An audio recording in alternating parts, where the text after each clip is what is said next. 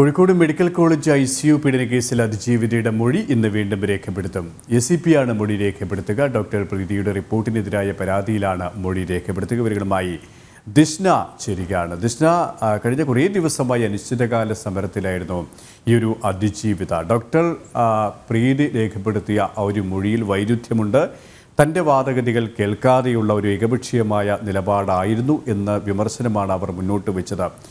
ഇതുമായി ബന്ധപ്പെട്ട് പകർപ്പ് വേണമെന്നാവശ്യപ്പെട്ട് നിരവധി തവണ പരാതി നൽകിയിട്ടും പ്രക്ഷോഭം നടത്തിയിട്ടും നൽകാൻ തയ്യാറായിരുന്നു. ഒടുവിൽ വലിയ വിമർശനങ്ങളും പ്രതിഷേധങ്ങളും ഉയർന്ന സാഹചര്യത്തിലാണ് ഈ റിപ്പോർട്ടിൻ്റെ പകർപ്പ് പോലും നൽകാൻ തയ്യാറായത്. വീണ്ടും ഒരു അന്വേഷണം വേണം എന്ന് തന്നെയാണോ അതിജീവിത ആവശ്യപ്പെടുന്നത്? അതുമായി ബന്ധപ്പെട്ട് തന്നെയാണോ ഇനിയുള്ള നടപടിക്രമങ്ങളിലേക്കും കാര്യങ്ങൾ പോവുക?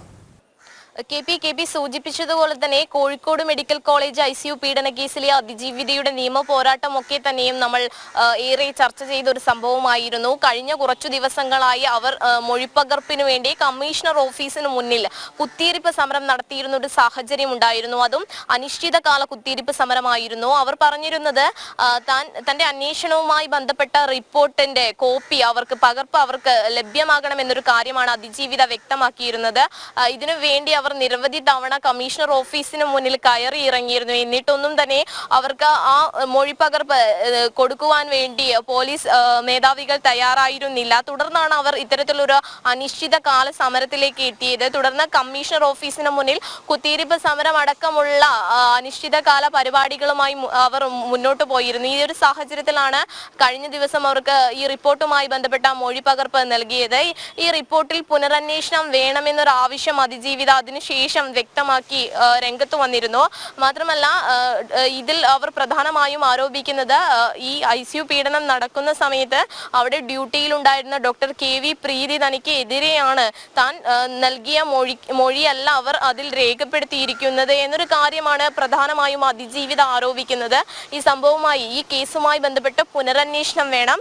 അതും ഒരു IPS റാങ്കിലുള്ള ഒരു ഉദ്യോഗസ്ഥ, ഒരു വനിതാ ഉദ്യോഗസ്ഥ തന്നെ അന്വേഷിക്കണമെന്നൊരു കാര്യമാണ് അതിജീവിത വ്യക്തമാക്കിയിരിക്കുന്നത്. ഉത്തരമേഖല IG-യുടെ ഉറപ്പനുസരിച്ചാണ് അവർ കഴിഞ്ഞ ദിവസമൊക്കെ തന്നെയും ഈ സംഭവവുമായി ബന്ധപ്പെട്ട മാധ്യമങ്ങളോടൊക്കെ തന്നെയും പ്രതികരിച്ചത്. ഇതിൽ അതിജീവിത വ്യക്തമാക്കിയ ഒരു കാര്യം, തനിക്ക് ഈ കേസുമായി ബന്ധപ്പെട്ട് നീതി ലഭിക്കുന്നതുവരെ പോരാടുമെന്നൊരു കാര്യം അതിജീവിത അറിയിച്ചിരുന്നു. ഈ സംഭവവുമായി ബന്ധപ്പെട്ടാണ് അതിജീവിതയുടെ മൊഴി ഇപ്പോൾ ACP വീണ്ടും രേഖപ്പെടുത്തുന്നത്. അതും ഡോക്ടർ പ്രീതിയുടെ റിപ്പോർട്ടിനെതിരായ പരാതിയുടെ അടിസ്ഥാനത്തിലുള്ള മൊഴിയാണ് രേഖപ്പെടുത്തുന്നത്. നമുക്ക് അറിയാൻ സാധിച്ചിരിക്കുന്നത് ഉച്ചയ്ക്ക് ശേഷമാണ് ഇത്തരത്തിലൊരു മൊഴി രേഖപ്പെടുത്തുന്നത് എന്നാണ് നമുക്ക് അറിയാൻ സാധിച്ചിരിക്കുന്നത്. എന്തായാലും അതിജീവിതയുടെ ആവശ്യപ്രകാരം പുനരന്വേഷണത്തിന് ഉത്തരവിട്ടിട്ടുണ്ട്. അതോടൊപ്പം തന്നെ ഈ റിപ്പോർട്ടിനെതിരായി പ്രീതി തനിക്ക് അനുകൂലമായി അല്ല മൊഴി നൽകിയത് എന്നൊരു ആരോപണമൊക്കെ തന്നെയും അതിജീവിത ഉന്നയിക്കുന്നു. ഇതുമായി ബന്ധപ്പെട്ടൊക്കെ തന്നെയും മൊഴി